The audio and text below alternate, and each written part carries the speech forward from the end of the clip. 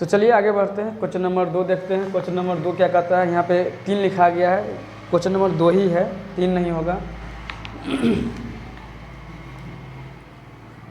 Question कहता है, समझिएगा जरा, दर्शाइए कि कोई भी धनात्मक विषम पूर्णांक, क्या बोल रहा है, दर्शाइए कि कोई भी धनात्मक विषम पूर्णांक 6q + 1 या 6q + 3 या 6q + 5 के रूप का होता है जहां q कोई पूर्णांक है।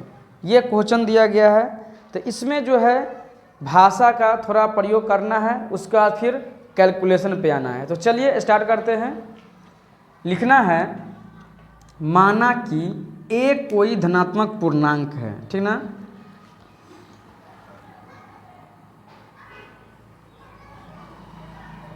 माना कि a कोई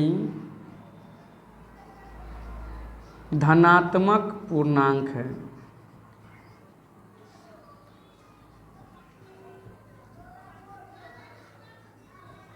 ठीक ना।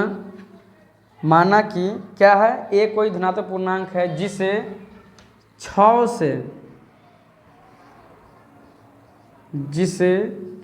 से विभाजित करने पर, ठीक ना।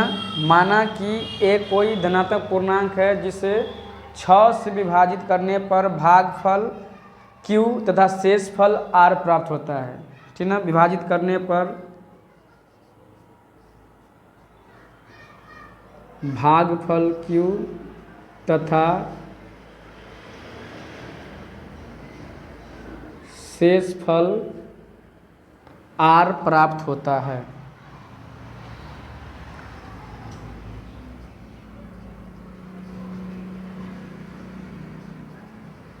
ठीक ना। चलिए ये लिख लिए हैं। अब यहाँ पे जो है हमको फार्मूला लगाना है, वही फार्मूला यूक्लिड विभाजन प्रमेयिका का यूज करना है, ठीक ना। तो लिखेंगे यूक्लिड विभाजन प्रमेयिका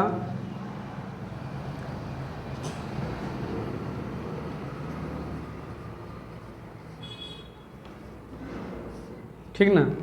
फार्मूला क्या है, a बराबर BQ + R, ठीक ना। 0 से छोटा या बराबर R, R से छोटा B, ठीक है। यहाँ तक आप लोग को क्लियर होगा। यहाँ पे आगे बढ़ते हैं। अब आगे क्या कह रहा है, ध्यान दीजिएगा। यहाँ पर देखिए जो पद दिया गया है 6q + 1 दिया गया है, और लास्ट कहाँ तक जा रहा है, 6q + 5 तक जा रहा है। बीच का जो है कुछ अंक को गायब कर दिया गया है, तो हमको लिखना होगा 6q + 1, 6q + 2, 6q + 3, 6q + 4, 6q + 5 तक लेके चलना है। जब यहाँ पे 2 अंक जो है पद जो है छोड़ दिया गया है, ठीक ना, 2 और 4 छोड़ दिया गया, लेकिन हमको यहाँ पे जो दर्शाना है पूरा दर्शाना है, ठीक है। चलिएगा देखिए, तो लिखेंगे अतः लिखेंगे 6q, 6q + 1, 6q + 2, 6q + 3, 6q + 4, 6q + 5, ठीक ना। 6q + 5 इतना तक हो गया है। इतना बात समझ में आ गया होगा, क्योंकि वहाँ पे जो पद दिया गया है 1 से लेकर जो है 5 तक दिया गया है, तो हम लिख लिए हैं 1 2 3 4 5 तक लिख लिए, ठीक है। अब इसमें जो है हमको कॉमन लेना है, तो कॉमन जब 2 पद के साथ ही रहता है तो कॉमन निकलता है, सिंगल पद के साथ कॉमन नहीं निकलेगा, ठीक ना। चलिए ध्यान दीजिएगा, निकलेगा, लेकिन वहाँ पे हमको लेना जो है 2 पद के साथ ही कॉमन लेना है। ध्यान दीजिएगा, तो यहाँ पे लिख लेते हैं 6q, 6q + 1, a में जो है कॉमन आ जाएगा, तो कितना कॉमन आ जाएगा, 2 आ जाता है, लेते हैं कॉमन, 3 प्लस का 1। ध्यान दीजिएगा 2 और 3 को गुना करेंगे तो 6 पुर जाएगा, 2 और 1 को गुना करेंगे तो 2 पुर जाएगा, कॉमा 6 प्लस 3। इसमें कॉमन नहीं लेंगे, इसमें ऐसा तरह लेते हैं, यहाँ पे लेते हैं 6 प्लस 4। अब यहाँ पर अब बात आप लोग पूछिएगा कि सर ए में कॉमन कहे ना ले, ए में भी कॉमन आ रहा है। तो यहाँ पर जो कॉमन जो लेना है, 2 कॉमन लेना है। अगर हमें 2 कॉमन ले लेंगे तो 6 तो पुर जाएगा, लेकिन 3 कहाँ पुरेगा, ठीक ना, ज़्यादा हो जाएगा। इसीलिए जो है इसमें जो है कॉमन नहीं ले सकते हैं, ठीक ना। इसमें से जो है कॉमन जो है 2 लेना है, 2 इसमें होगा, इसमें होगा, इसमें नहीं होगा, इसमें नहीं होगा, इसमें नहीं होता। 2 ही पद में जो है कॉमन हो रहा है, बाकी में नहीं हो रहा है। इसीलिए जो है 6 प्लस 3 को छोड़ रहे हैं, 6 प्लस 4 में कॉमन है, इसको लेंगे, ठीक है। चलिए तो यहाँ पे लिखते हैं 2 इंटू 3 प्लस का 2 और कॉमा 6 प्लस का 5, ठीक ना। अब चलिए अब यहाँ पे लिखना है कि अब हमें 2 से विभाज्य हो रहा है, ठीक ना। तो यहाँ पे लेना है ये पद लिख लेना, जो पद में से कॉमन लिए हैं, जो पद जो 2 से विभाज्य होने वाला है, कटने वाला है, उस पद को ले लेना है। तो 6 जो है विभाज्य हो जाएगा, 6 प्लस 2 विभाज्य हो जाएगा, 6 प्लस 2 4, 2 नहीं, 6 प्लस 4 जो है 2 से विभाज्य हो रहा है, बोले तो 2 से भाग लग रहा है, ठीक ना। तो इतना बात को यही ले लेते हैं, ठीक है। तो लिखेंगे 6 कॉमा 6 प्लस 2 कॉमा 6 प्लस 4 2 से विभाज्य है, विभाज्य है, ठीक है। क्या है, विभाज्य, 2 से जो है सभी के सभी अंक जो है विभाज्य है, ठीक ना। अब लिखेंगे, अब जब 2 से विभाज्य है तो ये सभी पद क्या होगा, धनात्मक होगा। क्या होगा, सभी पद जो होगा धनात्मक समपूर्णांक होगा। तो लिखेंगे 6 कॉमा 6 प्लस 1 कॉमा 6 प्लस 4 धनात्मक समपूर्णांक, धनात्मक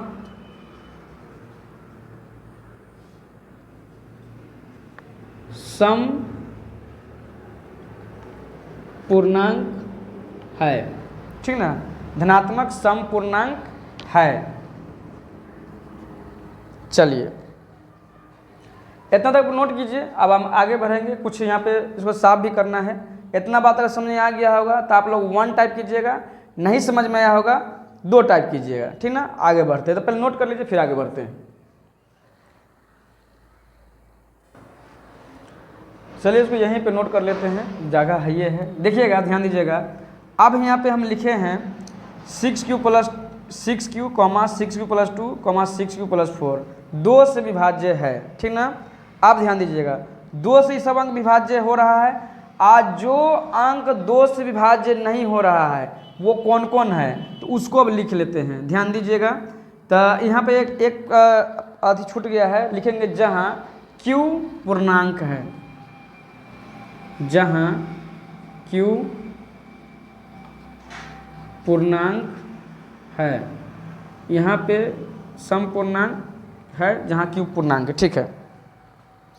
आगे बढ़ते हैं, ध्यान दीजिएगा क्या कह रहा है, हमको निकालने के लिए कुछ में क्या बोल रहा है, जहाँ देखिएगा यही बोल रहा है जहाँ Q कोई पूर्णांक है, तो ये बात हमको दर्शाना होगा, नहीं तो यही तो मेन मकसद है क्वेश्चन का निकालना, ठीक है।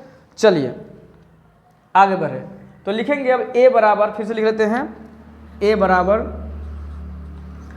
अब जो अंक 2 से विभाज्य नहीं है उसी को लेना है। तो 6Q plus 1 comma 6Q plus 3 comma 6Q plus 5 क्या है, 2 से विभाज्य नहीं है, ठीक ना, 2 से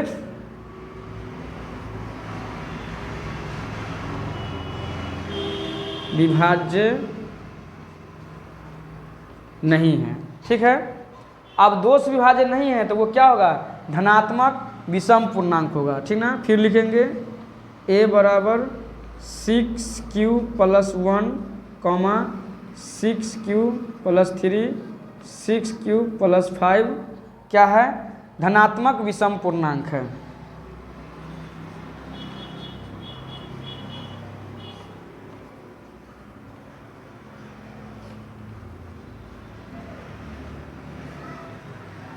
ठीक ना, पूर्णांक है जहां Q पूर्णांक है, जहां Q पूर्णांक है। ठीक ना, ये हो गया इसका पूरा कंप्लीट आंसर, आप लोग इसको नोट कर लीजिए। अब हम बढ़ते हैं नेक्स्ट क्वेश्चन की ओर, क्वेश्चन नंबर 3 पे। ठीक ना, ये पूरा 2 क्या था, आप लोग नोट कर लीजिए। बात समझ में आ गया होगा तो 1 टाइप कीजिएगा, नहीं समझ में आया होगा 2 टाइप कीजिएगा। ठीक है, आपको हर संभव समझाने की कोशिश की जाएगी।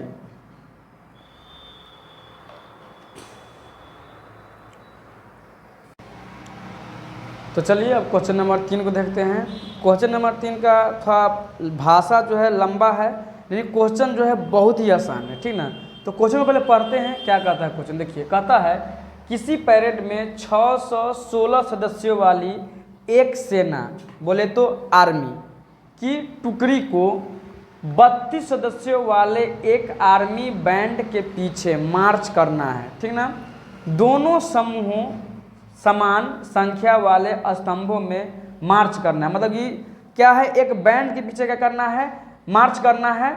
और कहता है दोनों समूहों में समान संख्या वाले स्तंभों में मार्च करना है। उन स्तंभों की अधिकतम संख्या क्या है जिसमें वे मार्च कर सकते हैं। तो इस क्वेश्चन में 2 पॉइंट को पकड़ना है और सवाल आसानी से बन जाएगा। इतना लंबा चौड़ा भाषण को पकड़ने की जरूरत नहीं है, सिर्फ 2 पॉइंट को पकड़ना है, आंसर आपके हाथ में आ जाएगा। ठीक ना, कितना सदस्य दिया गया है, 616 सदस्य दिया गया है। कितना टुकड़ों में बांटा गया है, तब बस 32 सदस्यों में बांटा गया, मतलब 32 टुकड़ों के 32 टुकड़ी के सदस्य है। ठीक ना, 616 संख्या दिया गया, सदस्य दिया गया है। इस 616 संख्या को सदस्यों को जो है 32 टुकड़ों में बांट दिया गया है।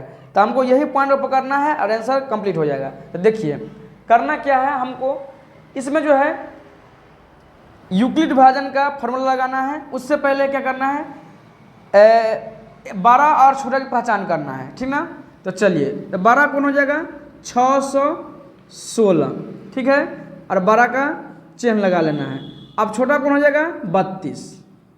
ठीक है, अब क्या करना है, ए बी पहचान लेना है। तो ए कितना हो जाएगा, 616, बी कितना हो जाएगा, 32। ठीक है, यहाँ पर लगाना है हमको फॉर्मूला यूक्लिड विभाजन, जो लगाते आ रहे हैं पिछले कई क्वेश्चन से, यूक्लिड विभाजन प्रमेय का, यूक्लिड विभाजन प्रमेय का।